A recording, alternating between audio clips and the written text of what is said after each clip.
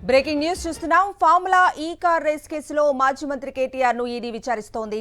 దాదాపు 6 గంటలకు పైగా కేటీఆర్ ను ఈడీ అధికారులు విచారిస్తున్నారు. అగ్రిమెంట్లు, లావాదేవీలపై ప్రశ్నిస్తున్నారు. బషీర్బాగ్లోని ఈడీ కార్యాలయంలో విచారణ జరుగుతోంది. ప్రధానంగా విదేశీ కంపెనీకి నిధుల బదలాయింపుపైనే ప్రశ్నిస్తున్నట్లుగా సమాచారం. విదేశీ కంపెనీకి నిధుల బదిలీకి ఆర్బీఐ అనుమతి ఉందా? సచివాలయ బిజినెస్ రూల్స్ ప్రకారమే నిధులు బదిలీ చేశారా? జెన్నెక్స్ తప్పుకున్న తర్వాత రాష్ట్ర ప్రభుత్వమే ఎందుకు భాగస్వామ్యం కావాలనుకుంది? ఇలాంటి ప్రశ్నలతో వివరాలు రాబట్టేందుకు అధికారులు ప్రయత్నిస్తున్నట్లుగా తెలుస్తోంది. ఐఏఎస్ అరవింద్ కుమార్ ఇచ్చిన స్టేట్మెంట్ ఆధారంగా కేటీఆర్ను విచారిస్తున్నారు ఈడీ అధికారులు. ఇక ఇదే అంశానికి సంబంధించిన పూర్తి అప్డేట్స్ అందించడానికి ఈడీ ఆఫీస్ నుంచి మా ప్రతినిధి వాసు లైవ్ లో జాయిన్ అవుతున్నారు. వాసు, చెప్పండి, కేటీఆర్ ఈడీ విచారణకు సంబంధించి లేటెస్ట్ అప్డేట్స్ ఏంటి?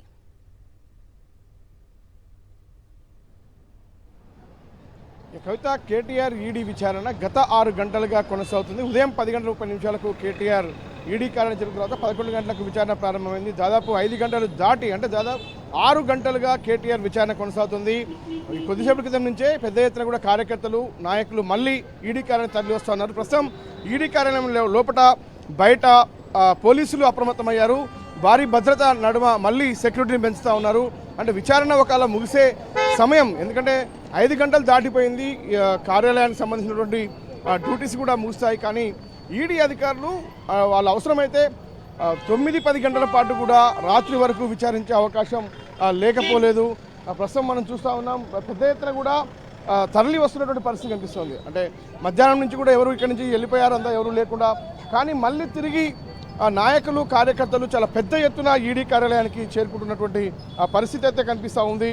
కాబట్టి చూడాలి, మరి విచారణ ముగిసినట్టేనా, మళ్ళీ తిరిగి సుదీర్ఘంగా విచారణ కొనసాగే అవకాశం ఉంటుందా అంటే ఖచ్చితంగా ఉంటుందనే చెప్పాలి. పోలీసులు అయితే అలర్ట్ అవుతూ ఉన్నారు. అంటే ఎందుకు అలర్ట్ అవుతున్నారు, లోపల విచారణ ఏమైనా ముగిసిందా అనేది చూడాల్సింది. ఇప్పుడిప్పుడే ఉన్నతాధికారులంతా చేరుకుంటున్న పరిస్థితి మనకు కనిపిస్తూ ఉంది. చాలా భారీగా మళ్ళీ ఈడీ గేట్ ముందు భద్రతను కట్టుదిట్టం చేస్తూ ఉన్నారు. లోపల చూస్తున్నాం, వెహికల్స్ అయితే సిద్ధంగా ఉన్నాయి, కానీ ఆ మూమెంట్ మాత్రం లేదని చెప్పాలి. ఇక చూస్తున్నాం, మళ్ళీ తిరిగి ఏదైతే రూప్ పార్టీ కూడా సిద్ధమవుతుంది. తాళ్లతో కూడా అందరినీ కట్టడి చేసేందుకు ఇటు మీడియా కావచ్చు, బీఆర్ఎస్ నాయకులు కావచ్చు, కార్యకర్తలు ఎవరు కూడా గేటు వైపుగా పోకుండా. ఎందుకంటే గత ఏసీబీ విచారణ నేపథ్యంలో కూడా కేటీఆర్ విచారణ ముగిసిన తర్వాత ఆయనతో మీడియాతో మాట్లాడారు. ఆ తర్వాత ఆయన బంజారాహిల్స్ ఏసీబీ ఆఫీస్ నుంచి కూడా బీఆర్ఎస్ పార్టీ ఆఫీస్కు, భవన్కు ఆయన చాలా భారీ ర్యాలీగా బయలుదేరిన నేపథ్యంలో బంజారాహిల్స్ పోలీసులు కూడా కేసులు నమోదు చేశారు. ట్రాఫిక్ భారీగా జామ్ అయినటువంటి పరిస్థితి. కాబట్టి అలాంటి సిచ్యువేషన్ మరోసారి పునరావృతం కాకుండా ఉండేందుకు పోలీసులు అలర్ట్ అవుతూ ఉన్నారు. కానీ బీఆర్ఎస్ నేతలు, నాయకులు పెద్ద ఎత్తున కూడా మళ్ళీ ఇక్కడికి తిరిగి వచ్చే అవకాశం కనిపిస్తూ ఉంది. ఈడీ అధికారులు మాత్రం 6 గంటలుగా విచారణ సాగిస్తూనే ఉన్నటువంటి పరిస్థితి కొనసాగుతుంది. మరి ఈ విచారణ ఇంకా ఎంతసేపట్లో ముగుస్తుందంటే ఇంకా క్లారిటీ రావాల్సి ఉంది. మరి అధికారులు అలర్ట్ అవుతున్న నేపథ్యంలో కూడా విచారణ ముగుస్తుందని భావించాలా, లేదంటే మామూలుగానే కార్యకర్తలు పెద్ద ఎత్తున తరలివచ్చారు కాబట్టి పోలీసులు అప్రమత్తం అయ్యారంటే చూడాల్సింది. కానీ ఏదేమైనప్పుడు కూడా ఫార్ములా ఈ కార్ రేస్ సంబంధించి కూడా ఫెమా నిబంధనల ఉల్లంఘనతో పాటు బిజినెస్ రూల్స్ పాటించకుండా, ఆర్బీఐ నామ్స్ పాటించకుండా ఏ విధంగా ఎఫ్ఈఓకు 55 కోట్ల రూపాయల చెల్లింపులు జరిగాయి, దానికి మంత్రిగా మీరు ఎలాంటి ఆదేశాలు ఇచ్చారు, ఎవరికి ఆదేశించారు, ఆ పత్రాలు ఏంటి, ఏ కంపెనీతో మీరు ఒప్పందం చేస్తున్నారు, ఒప్పందం చేసుకున్నటువంటి కంపెనీ ఎందుకు వెనక్కి తగ్గింది అన్న అంశానికి సంబంధించి ఇవన్నిటి మీద ప్రశ్నల వర్షం కురిపించారు కేటీఆర్ సంబంధించి.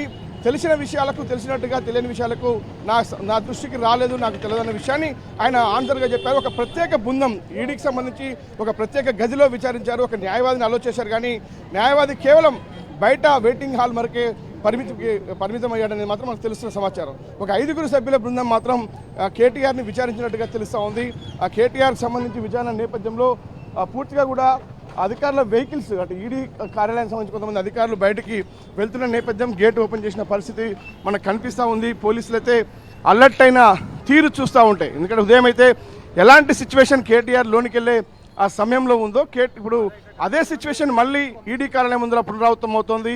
అంతా ట్రాఫిక్ పోలీసుతో పాటు law and order police, task force and పూర్తిగా కూడా అలౌట్ అవుతున్నారు.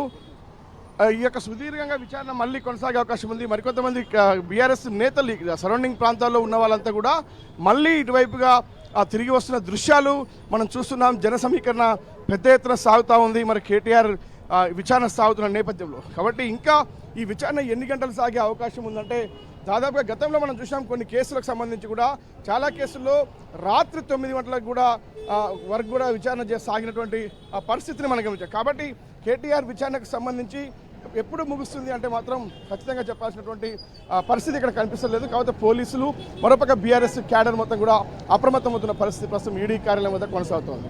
Right Vasu, thank you.